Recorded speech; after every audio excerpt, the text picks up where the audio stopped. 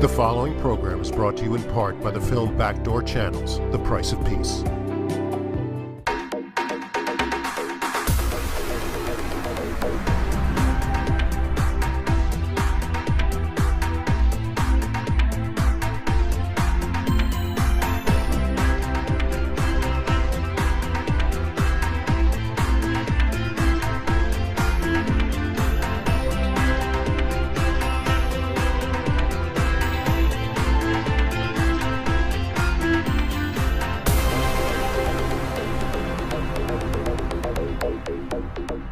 Welcome to another Leon Charney Report, and today we're in Jerusalem, Israel, and it's fairly safe. We didn't see any problems, and most people are afraid of Intifada. I think would come here and be very surprised that life is going on very well.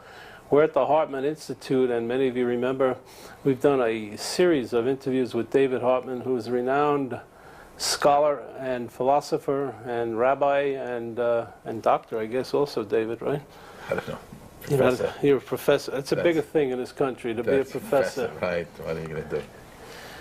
David, you and I have had many conversations on television, but we have, I think, not caught up with you for at least 2 years. During that period of time, Ehud Barak took over the government, and he made this tremendous offer to the Palestinians, 95% offer, so to speak, part of Jerusalem maybe, and it was rejected. Philosophically, give me your input or export on that. Well, I wrote on this, and people were surprised to see that Hartman suddenly responded very strongly when Arafat spoke about the Temple Mount, because no one accused me of sort of waiting for sacrifices to be reinstituted. That's not exactly my cup of tea at that moment. But when I heard him say Jews were not at the Temple Mount and we were not here, is when I realized that I'd better respond. Because fundamentally, the issue is what I always saw as the issue. The problem is not territory. Neither is the problem settlements. The problem in the deepest sense is that Arafat does not see us as legitimate presence in this country. The ideology of the Palestinians plus of Islam, official clergy in Islam, is that we are a post-Holocaust phenomena. We're here because of Western guilt. And in fact, David Shipler of the New York Times tells me he interviewed Palestinian young people, and they were taught, look what Israelis are prepared to do. They put archaeological facts under the ground to prove that they were once here. Look how deceptive they are. Look how they're willing to lie. And this is true about a long history of Islam. They accuse us of falsifying scripture. The inheritor of Abraham was Ishmael, not Isaac. By the Bible, which we have now, seems to indicate that Isaac was his son. That's Jewish falsification of scripture. The true picture of the Bible is that Islam is the continuer of Abraham. You see, the issue goes back to the Bible itself. Everyone claims to be descendants of Abraham. Both Christianity and Islam and Judaism. And from the history of Abraham onwards, you notice one child receives the blessing and one child is rejected. The same thing happens with Isaac, with Jacob and Esau. When Esau comes back to Jacob and he says, you got anything left for me, Pa? And he says, sorry, I gave it out already. I always say to myself, gee, what would have been so hard if he would have said, okay, I'll give you a bracha as well. How much does it cost to give a bracha? And world history would have been different. World history would have been totally different if a little blessing would have come out. In other words, the sense is there's a blessed son and a rejected son. There's a blessed child and a rejected. All right, but David, you're well... So therefore you have to have a rejected one. Right. But so, you're known as a modern Orthodox rabbi who looks to seek peace. I am sure that in your travels, I know you've been at Yale University. In fact, you have a new book out called David Hartman, Israelis and the Jewish Tradition and Ancient People Debating Its Future. And to be published by Yale University Press and to be part of this lecture series is a kudu to you. And probably most of us ought to read this book. But you meet with Islamic scholars. You meet with all types of people. You're not in a provincial shtetl. Right. What do they say when you talk with them? No, on the contrary. We've just had a conference with Christians, Muslims, Right. and Jewish theologians. And some of the difficult things is that they don't understand that Jewish identity and Jewish history is tied to this land. They've been fed a lie. And therefore the question is not the legitimacy of the Palestinian people. The issue is not can two people live in this land. Two people can. But it's a land that in some way brings back memories of exclusivity and triumphalism. And this is the issue. The issue is deeply a triumphalist monotheism. Only one is the true faith. There's only one key to the kingdom of heaven. Who has it? Christianity, Islam, or Judaism? And you have, fundamentalists in all three traditions. Right. Everything I've written is an attempt to change that. But history doesn't change because Hartman wrote a new book, nor does Palestinians change their attitudes. They hate us. I don't want them to have that hate. I don't need that hate for me to feel dignified as a Jew. But I can't live with self-delusions. Yossi Beilin and many others believe that their desire for peace really reflects the reality. Peres says he goes to, what was it, place in... Portugal. Not in Portugal, it's in the other place where they had the economic conference, Vaduz. In Switzerland. Yeah, in Switzerland. He says, I came for a wedding and I'm getting a divorce. I say, Peres, how did you have the illusion that you're coming into a love affair? What gave you the feeling that you're going to be now dancing in a joyful love affair with Arafat? Nothing in the past would confirm this. They feed young people the hatred for Israelis, and not only for Israelis, for Jews. Now, this is something that goes on daily in the Palestinian community. I believe that Israelis were prepared to make a real shift. When Golda said, who was the Palestinians? There was no Palestinians even. And we were prepared that there should be a Palestinian state. I think Arak is our present prime minister, who's a great man, also would be prepared for that. But I believe that it's going to take a while until the Palestinians come to terms with the fact that we're not here because of the Holocaust. We've come here because we're home. I don't know if I once told you, Leon, if it was on your program. I met with a great Islamic philosopher, Sari Nusseibeh, who's president of Al-Quds. And I said, you know what?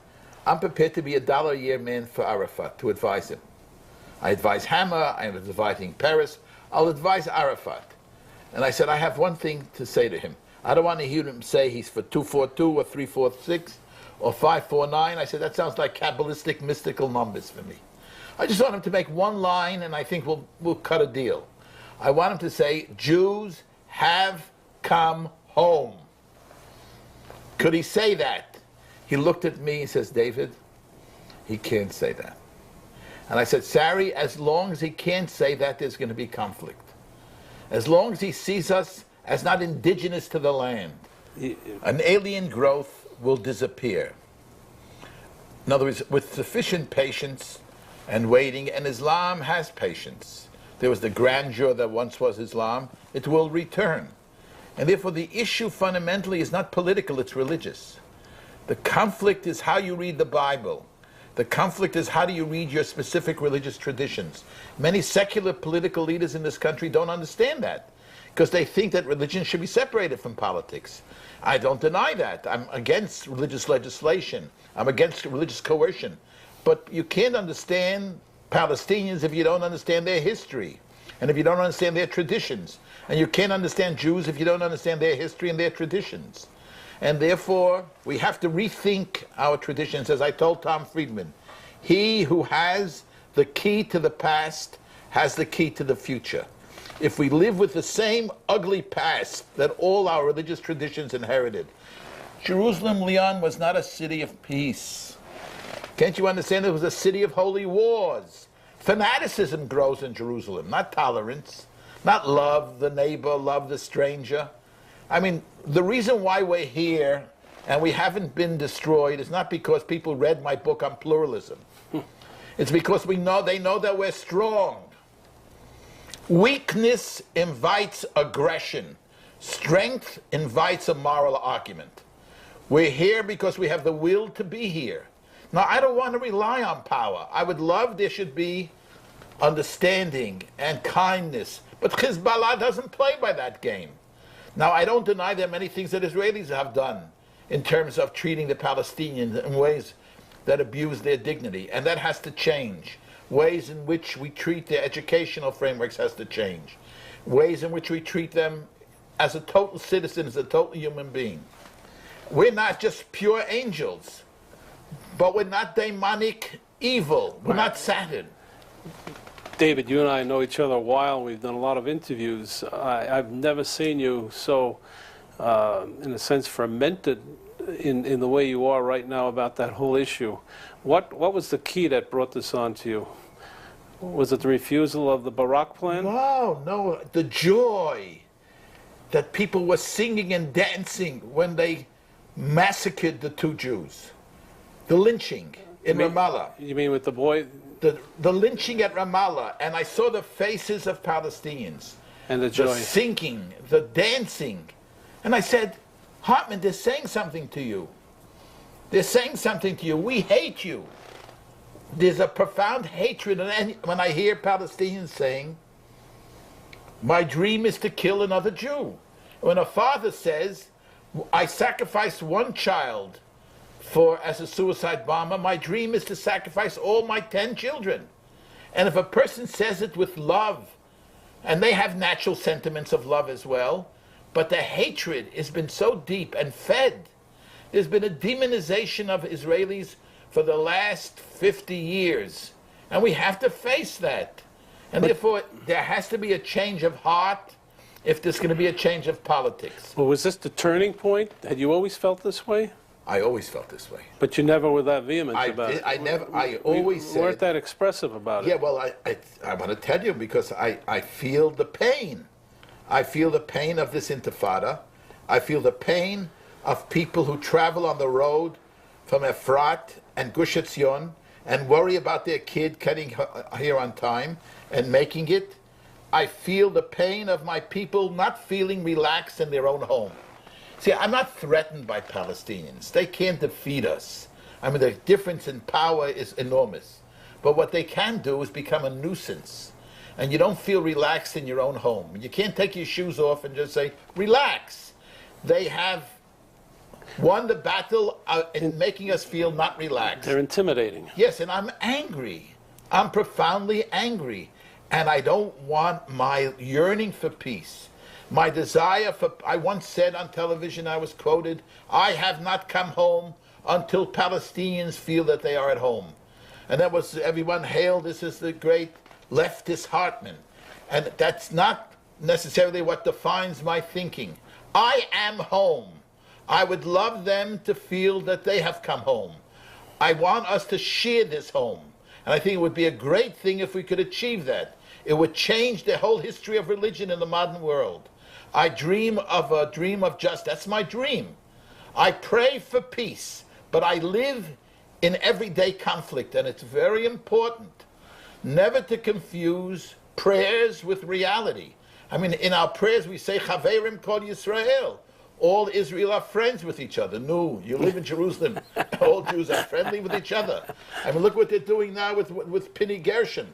He made a stupid remark, you know, which he said jokingly, and they grinded. We got to explain that. Penny Gershon is a basketball coach from Maccabi Tel Aviv who made a silly remark about some black ball players being less than... I don't know, whatever he said. I don't want to quote it. Yeah, but it was a stupid remark, and I'm sure he either was drinking scotch or tried to be, you know, goyish cup, as people say.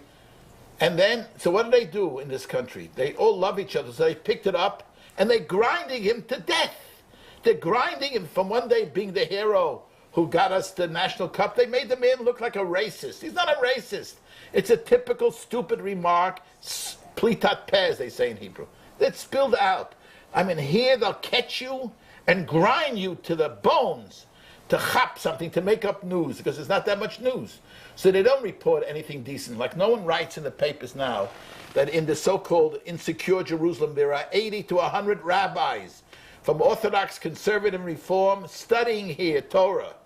and greeting each other warmly and celebrating Torah in Jerusalem. That doesn't get the headlines.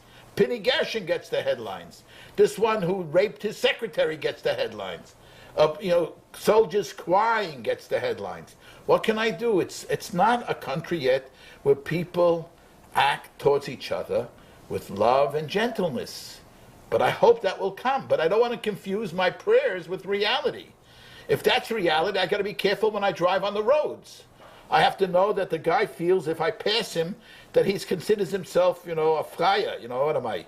Just been taken advantage of? He's going to go try to cut me off. And therefore, every time I land at Lud, and I get into a taxi, and I know how the Israelis drive, because it was easy to come from New York to Lud. That was safe. The big, heroic challenge is to ride from Lud to Jerusalem. So my conversation goes like this. Hello, you married? He says, yes. You have children at home? He says, yes. Do you like your children? Says, so yes, be careful. I love them. I said, so do I love mine. So let's watch each other. In other words, you have to understand, you have to have a sense of humor to live here. But it's extremely important. I'm not left or right. I'm not ideologically right or left. I never was. People distorted my views.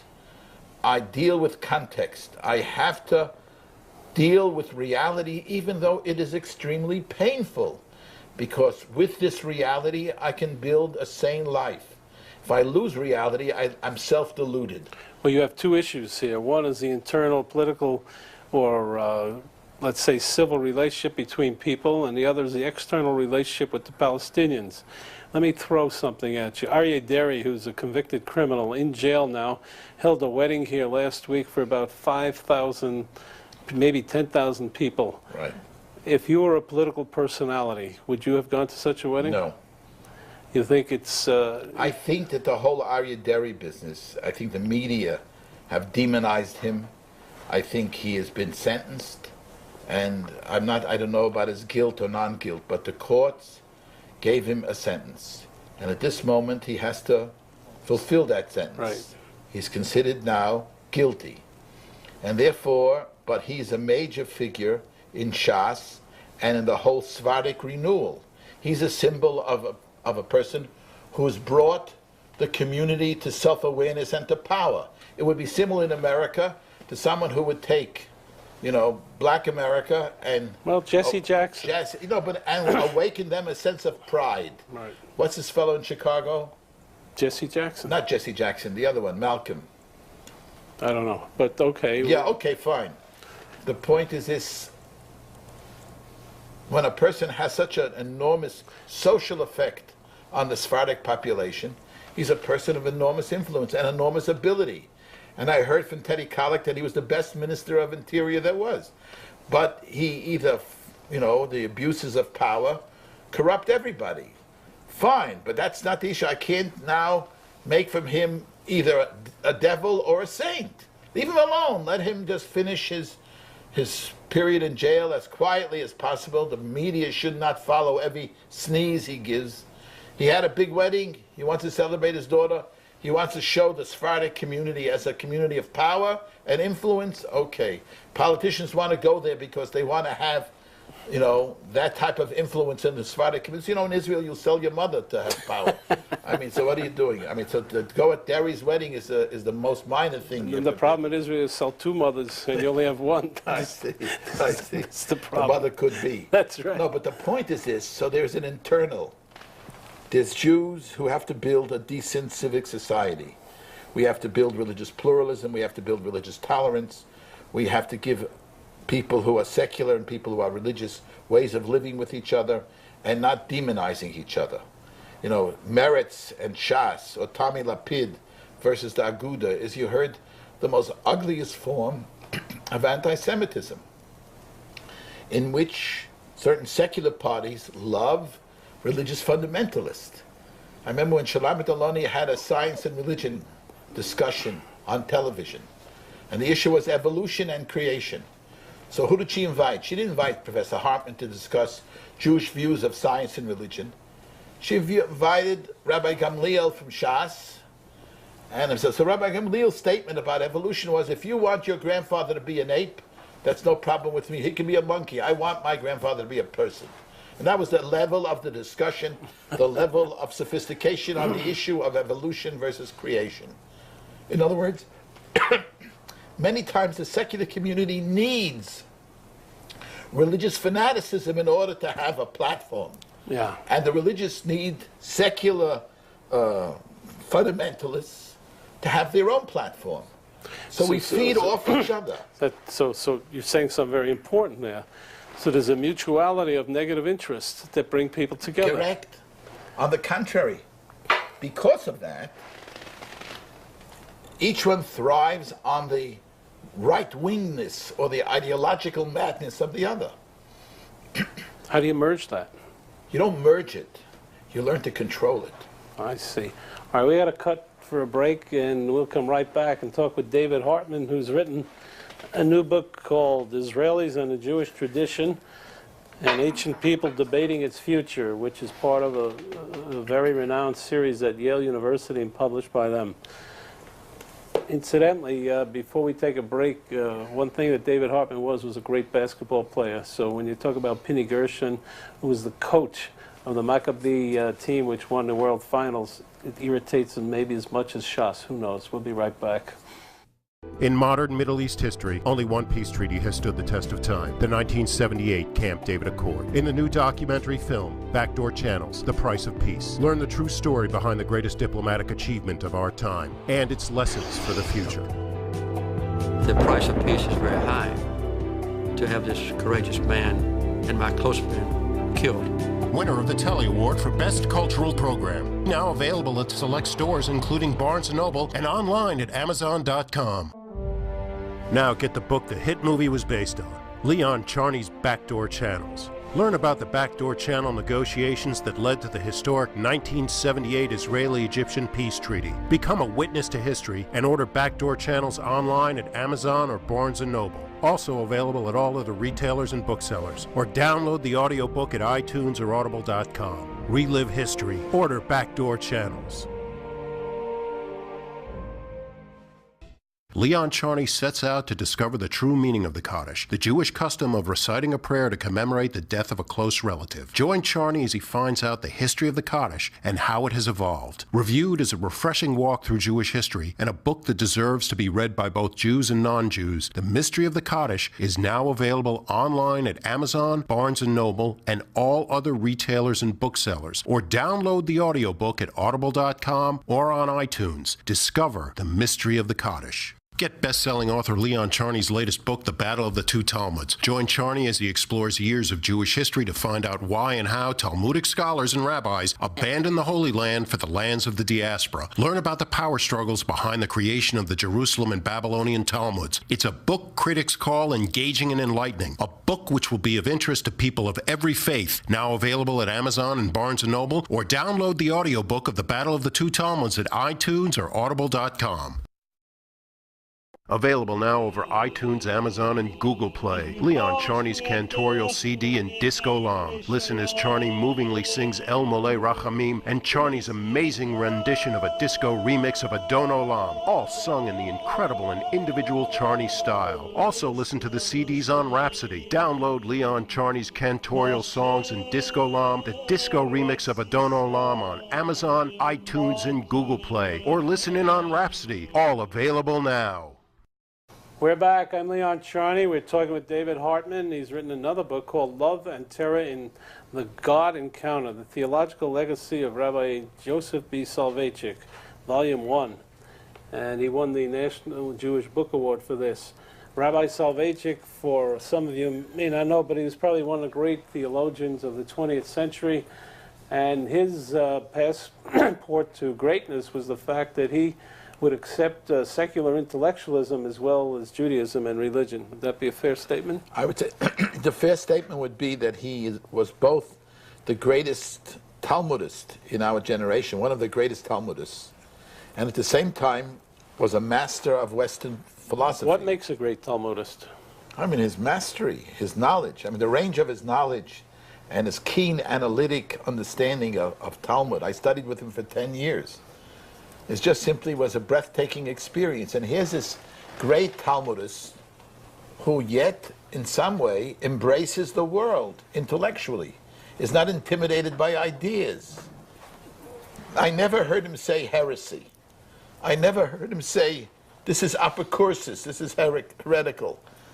The man created for his students a comfort both in the world of Judaism and in the world of theology, philosophy. Kierkegaard, Nietzsche, Kant, Plato, everything was open to him. This was the same problem with Maimonides.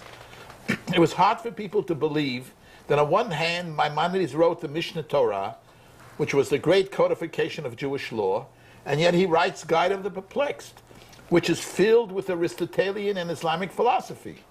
Now, how can you both be a halachist, love the world of Torah, and yet at the same time respect ideas no matter where it comes from?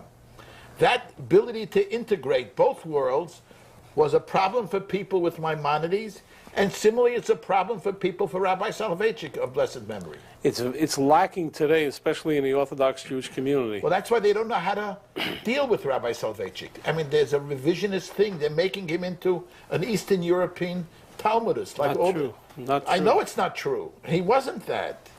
I know it's not true. But they can't have him represent that conflict. He was not frightened of conflict. He was not frightened of struggle. He was a man of great intellectual honesty and not timidity. He was not timid. He had a profound respect for ideas and didn't feel that ideas threatened Judaism. And he didn't create for his students a narrow ghetto, a narrow perspective. He created room. You can breathe in his class. Similarly, Maimonides created room for a pious Jew to feel at home in Aristotle, to feel at home with Islamic philosophy, and not to feel that he only has to read books written by the Orthodox Union, which has the imprimatur of the chief rabbis, or this is kosher. I mean, he never spoke about kosher ideas or non-kosher ideas. Why was Moreh Nevuchim, which is Guide to Perplexed, precluded from being studied until you were the age of 35? I know people who told me, how can you say that the Guide of the Perplexed is not important? Because after all, it's Maimonides. Right. He was the Moses of the Jewish people. Correct. But people tell me, I buy the Moreh Nevuchim and I put it in my bookshelf, but I never read it. Right. But I just wanted to have this holy book in my house.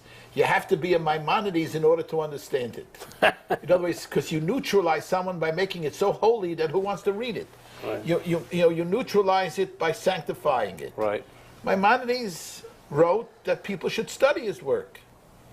And Maimonides felt that he loved teaching philosophy and he loved law. He loved halacha and he loved philosophy. Well, I'll assume that you read it, the Guide to the Yes, Perplexed. I read it more than once. And what do you think the central message there was?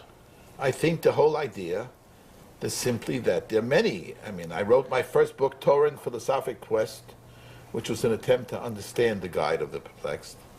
I mean, the central message was that his image of God as transcendent, and anything you say about God, if you really come to grasp what the reality of divinity is, the reality of divinity is mediated by recognizing the limits of language. He hated superlatives. He hated descriptions of God which exaggerated and didn't have anything to do with divine perfection. He did not tolerate belief in a corporeal God among the Jews. And he said, if you tolerate corporeality, to believe that God has a body or matter, then you should tolerate pagans. But you're going to say to me, the pagans who worship false gods, they do so because of their tradition. So he said, so too do, they should not be blamed, so we also have a tradition. For Maimonides, if you read the Bible literally, you're a pagan. Can you understand that? Yes. In other words, he said if you understand Judaism literally and don't understand the multiple languages of the Bible and how to read it in a way which doesn't contradict what you know from philosophy. He had a conception of truth and therefore said the tradition has to meet that conception of truth. And you don't compromise truth for a love for tradition. So the fear was in the Orthodox yeshivas that if you read this, you might become a heretic, you might not believe? That you're going to be attracted to Aristotle and to be attracted to different worlds of thought and to allow different thinkers to shape your mindset. You got to control the mind if you think you're going to be pious. And Maimonides' great legacy is controlling the mind destroys love of God. If you're not intellectually free and intellectually honest, you can't have an honest relationship with God. You can't have intellectual repression and have love. Love is based upon the intellect being free. It's too high an ideal for most people to incorporate, because people in religious atmosphere, or those who want to be religious, like to have a road that they can follow, and it's far simpler. So what Maimonides did is he took the Judaism into an intellectual high, in a sense, and most people can't cope with it. Most rabbis probably could not cope with it, so they precluded people from reading it. That's correct. And that's really anti-Jewish. I would say that the fear of Maimonides is the fear of perplexity. I believe that Maimonides wanted to create the perplexed Jew. Right. Because he felt out of perplexity, out of questioning, out of doubt, will come greater insight. And if you're frightened to take a trip because there are dangerous parts of the road, you're never going to get any place. The same thing with Israel. We chose to build an Israel with all its dangers and risks.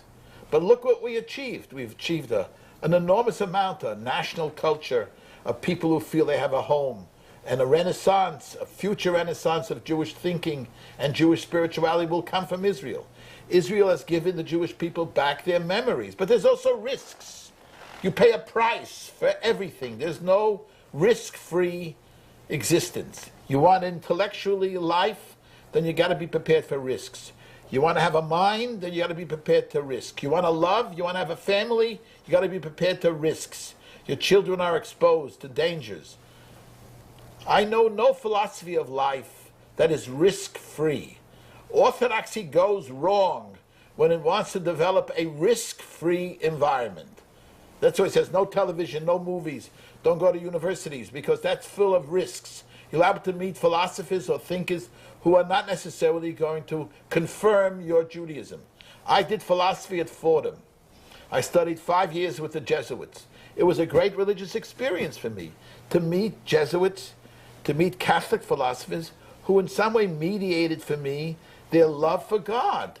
And I realized that my Rebbe at the yeshiva is not the only one who prays. What am I going to say? There are ways of worshiping God which are independent of the Jewish tradition. So I had to know that. I had to know that. I had to know that there's a world beyond the walls of the Beit Midrash. And the one who wrote the letter of recommendation for me to be accepted in Fordham to study philosophy was my revered teacher, Rabbi Soloveitchik. I loved him. He saved my religious life. He gave me a key to feel free in the world and to feel loyal and a love for Torah. For that, he's precious. And anyone who wants to in some way make him into a narrow, closed mind is doing an injustice to one of the most important voices and spirits of the 20th century. And that's why I wrote this book, The Theological Legacy of Rabbi Joseph B. Soloveitchik. Your father, you said, was Hasidic. Right. Contrast to me the Hasidic movements today. Well, I don't know. Let's take the Lubavitcher Rebbe, who probably was probably a very intellectual human being. Evidently, he was schooled in Sorbonne, but now the leadership there seems to be troubled. There is no real leader of the Lubavitcher. It's become sort of a franchise. The Lubavitcher Hasidim are franchise. They go around the world and... No, they have great devotion. They have great dedication. I mean, one of the great things you have to say about them is that there's nothing that they wouldn't do to help a Jew. Right. And for that, I stand in admiration of them. I studied in Lubavitch as a child, yes. I was such a poor student in elementary school that my mother sort of said, okay, the last try, we'll send him to Lubavitch. So I went to Lubavitch, and I remember it was great. There would be someone in the school who would give out candies, and he would say, make a bracha. I said, wonderful, you know. I was a poor kid, I could never buy candies. You get free candies if you make a bracha. So I was prepared to make 100 brachas. They treated me with warmth. I started learning there. And I remember I felt great love for them and still feel for them. And feel great love for what the Lubavitcher Rebbe did in America. The man in some way created a missionary movement among Jews. He didn't sit as intellectual worrying about the future of the Jewish people. He didn't look at his navel. He didn't build Holocaust memorials. He went ahead and educated Jews. He went ahead and helped Jews find their way in the Jewish tradition. I may disagree with his philosophy, but I can't take away from his dedication and his love for his people and his love for Judaism. In other words, I wrote a book called A Heart of Many Rooms, which was before this. My heart has to have room for Hasidim. It has to have room for secular Jews. It has to have room for Litvaks. In other words, I don't have one voice in my soul. All right, we got to cut for a break, and we'll be right back to continue this very stimulating conversation with David Hartman. It always is the same. It's always stimulating. In modern Middle East history, only one peace treaty has stood the test of time, the 1978 Camp David Accord. In the new documentary film, Backdoor Channels, The Price of Peace, learn the true story behind the greatest diplomatic achievement of our time and its lessons for the future. The price of peace is very high to have this courageous man and my close friend killed. Winner of the Telly Award for Best Cultural Program. Now available at select stores including Barnes & Noble and online at Amazon.com. Now get the book the hit movie was based on, Leon Charney's Backdoor Channels. Learn about the Backdoor Channel negotiations that led to the historic 1978 Israeli-Egyptian peace treaty. Become a witness to history and order Backdoor Channels online at Amazon or Barnes & Noble. Also available at all other retailers and booksellers. Or download the audiobook at iTunes or Audible.com. Relive history. Order Backdoor Channels. Leon Charney sets out to discover the true meaning of the Kaddish, the Jewish custom of reciting a prayer to commemorate the death of a close relative. Join Charney as he finds out the history of the Kaddish and how it has evolved. Reviewed as a refreshing walk through Jewish history and a book that deserves to be read by both Jews and non-Jews, The Mystery of the Kaddish is now available online at Amazon, Barnes & Noble, and all other retailers and booksellers. Or download the audiobook at Audible.com or on iTunes. Discover the mystery of the Kaddish. Get best-selling author Leon Charney's latest book, The Battle of the Two Talmuds. Join Charney as he explores years of Jewish history to find out why and how Talmudic scholars and rabbis abandoned the Holy Land for the lands of the diaspora. Learn about the power struggles behind the creation of the Jerusalem and Babylonian Talmuds. It's a book critics call engaging and enlightening. A book which will be of interest to people of every faith. Now available at Amazon and Barnes & Noble, or download the audiobook of The Battle of the Two Talmuds at iTunes or Audible.com. Available now over iTunes, Amazon, and Google Play. Leon Charney's cantorial CD and Disco Lam. Listen as Charney movingly sings El Moleh Rachamim and Charney's amazing rendition of a disco remix of Adon Olam, all sung in the incredible and individual Charney style. Also listen to the CDs on Rhapsody. Download Leon Charney's cantorial songs and Disco Lam, the disco remix of Adon Olam on Amazon, iTunes, and Google Play. Or listen in on Rhapsody. All available now. We're back. I'm here in Jerusalem, Israel, at the Shalom Hartman Institute with the famous ball player, David Hartman, who happens to be a great philosopher and a prolific author. And many of you have seen him on my show before. In fact, I think he holds the record. More people have asked for his tapes than any other personality we've had on our show, and we've done about 600 broadcasts. So that's a kudos to you. Thank you. The future of Orthodoxy in this country or in the world. First of all, give me your intake or outtake on American Jews now who really are nervous coming to Israel because of the Intifada. I understand their fears. That's part of human beings have fears. But I think that they should in some way understand that Israel, to love Israel and to feel connected to that and to feel in some way a sharing with Israelis their life, they should in some way allow themselves to be exposed to uncertainty. You can't come here only as a summer camp. This is not a nachas machine. You know, understand what I mean? It's not a place where you come for a high. They love to come after Entebbe's, they love to come after the Six-Day War, because Israel gives a high. It's not a high. It's a living reality. It's a people who've made a decision to be in history. It's a people who've made a decision to build their country where 100 million Arabs don't want them here. It's a country that was built about people who have tremendous loyalty to their past and to their tradition. So there are uncertainties and there are tragedies. I don't deny that. But to go to Paris and to go to Auschwitz or to go to the Soviet Union and not to come to Jerusalem is, to me, a sign of something very sick among the Jewish people. In other words, there has to be some degree of empathy with the people here. I don't think you're a great hero if you come here. Sometimes I feel people land now, they think they should get a medal of Otamofet for Gvura. You know, bravery medal. A bravery medal for power. I mean, it's nothing. I mean, people I walk, people go to movies now, people make love, they have simchas, they celebrate life. Jews' greatness is they sing on the margins of history. They sing in the midst of uncertainty. They build life knowing full well that I have no security, absolute security. There is no absolute security. You ride in a car, and who knows what happens. A Meshuggah could come along. So life is filled with risks. I prefer the risk of living in Jerusalem, where in some way I'm participating in the great historical dream of my people. It's a privilege to live here. It's a privilege to walk in Jerusalem. I come to my work here at the Institute, and I feel what a privilege for me to teach Torah to 100 rabbis from America who came here and are not taking pictures in Gilo and not walking around with, you know, tags.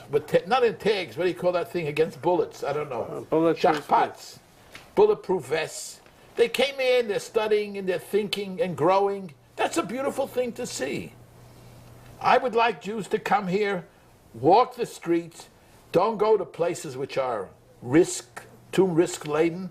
You don't walk in the Old City. You don't walk in East Jerusalem. You don't go to Ramallah, and you don't go to Jenin. But there's enough room within Israel to feel comfortable and secure. Don't give Arafat the present that he's created a feeling that Jews can't come here. They can't relax here. They have to go to the Riviera to relax. This is not a source of guilt. I'm not asking them to feel guilty. I'm asking them to celebrate the joy that Israelis feel living here now. And we do feel that joy. That joy has not ceased. In spite of Arafat, in spite of suffering, in spite of wars. It is a privilege to live in a country where Jews are trying to reclaim their history and reclaim a place in the world. All right, a question. Yitzhak Shamir, we interviewed, said the greatest part of his regime or his the time in office was the fact he brought 1 million Russians here. Many of the Russians are allegedly not Jewish. What's your feeling about this? I feel, it's a serious dilemma. There's a serious problem of 200,000 or 300,000 Russians, and many walk around with crucifixes. I mean, this past Shabbos I was in Tel Aviv, and I saw a Russian with a crucifix. And I say to myself, this is a serious social problem. How do you help Russian Jews, those who are so-called Jews, who had no connection to Judaism, no connection to their tradition, brought up in a Marxist, atheist society? How do you help them feel connected to Jewish history? So we have an important educational job, not just to bring them here, but to in some way enrich their soul and enrich their attitudes. We're starting a whole program now for Russian intellectuals here to study Judaism. Now the point is this, that it's wonderful that the gates of Israel are open to all, the law of return. If your grandfather was Jewish or whatever, one person in the family was Jewish, we welcome you. That's a beautiful thought. In other words, the thought is that Israel doesn't belong to Israelis. It belongs to the Jewish people. It belongs to all who identify with Jewish history. But that's not enough. We have to educate them. We have to educate Israelis to feel deep connection to their tradition. It's not enough to build a country. We have to build a soul. We have to help Israelis discover their Jewishness. We have to help Israelis discover a discussion with their tradition. Not to force religion on them, but help them Open up the books of the Jewish tradition and engage it and study with it. And that's my pluralism. I'm saying this is a time now not to reject. This is a time to open up books for the Jews. Let them read, let them study. Don't delegitimize anyone. I mean, most Jews don't even haven't thought about Torah. I would like them to have thoughts about Torah. I'd like them to dream about Torah. All right. What about the modern Orthodoxy today? It seems to me, as I know it, I'm not sure it's correct, that there is no center modern Orthodox. Either you become left, sort of right-wing conservative, or you become really ultra-Orthodox. There are many people who have sent their kids here from modern Orthodox yeshivas like Yeshiva University. They come back with black hats. They don't watch television. I mean, you know the scene. I know the scene. In this interview is a young man whose name is Eli Stern. He's a student of Yeshiva University who reads my books, who's intellectually free, and that's a representative of what I would call another type of orthodoxy. I don't like the word orthodoxy, conservative reform. Those are labor union. That's Macy's and Gimbel's. I like Jews. Let's study Torah. You understand Torah differently than I do, let's argue. I don't have to agree. I don't agree with a reformed understanding of Torah or many things that others do. So if you disagree, talk with me. Don't delegitimize me. Don't exclude me from the community. Don't in some way isolate yourself and separate. Argue, argue, argue. Let the Jews argue.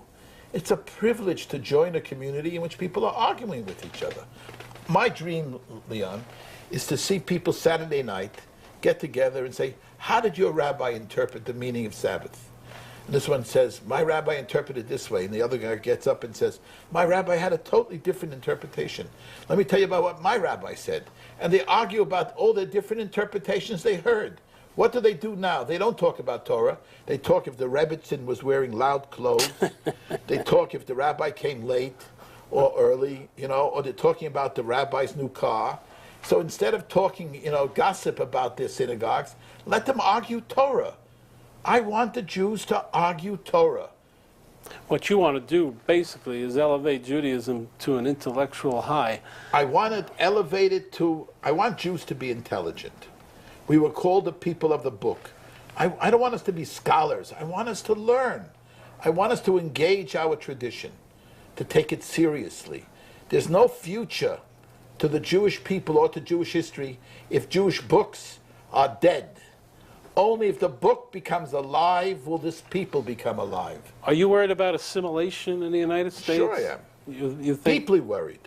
I'm deeply worried about Jews leaving their people and leaving their tradition. Because I can't expect anti-Semitism to keep them connected. I'm not a Jew because of Hitler. Yeah, I'm a Jew because of Moses. I fell in love with Moses' dream. Moses had a dream. And you shall be a holy people and a just people. That's what we have to give Jews. The joy of Judaism. The joy of Torah. Not guilt. Not anti-Semitism. Not persecution. That's not what's going to keep Jews together. I don't need the Goyim to hate me in order to feel I'm alive as a Jew. I need to feel that my religion offers me meaning in life. And that's how you have to build Jewish identity. And Americans have to have a renaissance of Jewish learning. A renaissance of Jewish learning will make a difference to the future of the Jewish people. But your concept of learning is different. Now the schools, there's a lot of new schools and high schools and elementary schools and in these yeshivas. There's a lot more, they're building them all over the country. When you were a young kid, there were maybe 3 in Manhattan. So you have this renaissance of all the schooling. But are they getting to the type of schooling that you would like to see? I would say that's a serious question, and therefore I think those who think like me can't blame those who build schools which don't agree with me. If you have a philosophy, build a school and educate in that direction. I don't attack the right for what they're doing. The Haredim don't bother me. The Haredim are doing what they believe in. No, that's a very serious issue. I had a fight with the president of a university. He said to me, the answer to everything basically is education. I said to him, if you're a Mormon, you're educated in Mormon ways, then you're not being educated. If you're Hasidic, you're in Hasidic ways. education is liberalization of the mind. Is that correct? Correct. Very lovely definition. But that Maybe I could be a philosopher. Yeah, why not, Leon? I'll give you a fellowship at the Institute. Now, the point is, Leon, if I created an institution which develops new thinkers and great minds who feel free to explore, but at the same time I created a high school. I created a school for young people who could be exposed to an open mind. Well, because you're fearless. You're not afraid of this exposure. In the philosophy of Rabbi Soloveitchik, who's your mentor, to you Judaism is intellectual openness, and you can still remain within the context of being a Torah-loving Jew. And an observant halachic Jew, Right. correct. Right. Now, I think that there is a need to create religious high schools and schools in America which reflect a Maimonidean spirit of integrating the world with Judaism. That's the new challenge. Can that be encapsulated in this country when you have two chief rabbis who You just have to ignore the chief rabbis. You can't have, you just ignore them. I don't ask them, do you like what I did? Excuse me, I just wrote a book. Do you agree with it? I don't need their agreement. I don't need their hechsher. No, but on the Don't other you hand, understand? but they control a lot of society here. Okay, so they don't control. It's a political system. Okay, but so there's also, I mean, I built what I built in Jerusalem Absolutely. without political support. Right. I didn't get support from the Ministry of Religion, nor support from political religious leaders. This was created, and this thanks to American Jewry, by American Jews believing in this type of philosophy and this type of spirit, and they supported this institution. And we created a center of learning, of excellence, which is radiating around the country, influencing people all over in the kibbutz adati and other places. It's another image of what religion is about. Religion is not leaping into the Middle Ages. Religion is going forward in the future with courage. And it's taking roots. But that begs the question, Israel is a religious state. It's a state of Judaism, right? Yeah, but Israel is not the chief rabbinate doesn't religiously persecute you for thinking differently. True. And But if you observe differently, in a sense, there might be persecution. no one, this Kol HaNeshama synagogue, if you go in this area of Jerusalem, you go to Levi Kelman's Kol HaNeshama, which is a Reformed. You go to Rabbi Feder, which is a conservative. You go to Rabbi Mickey Rosen, which is Yakar, which is Hasidic Orthodoxy. So there are many opportunities. In other words, you have to have courage. If you believe in something, you have to put yourself out and try to create a different alternative. Like I daven in a shul called Yakar, and I think American Jews should support it. But here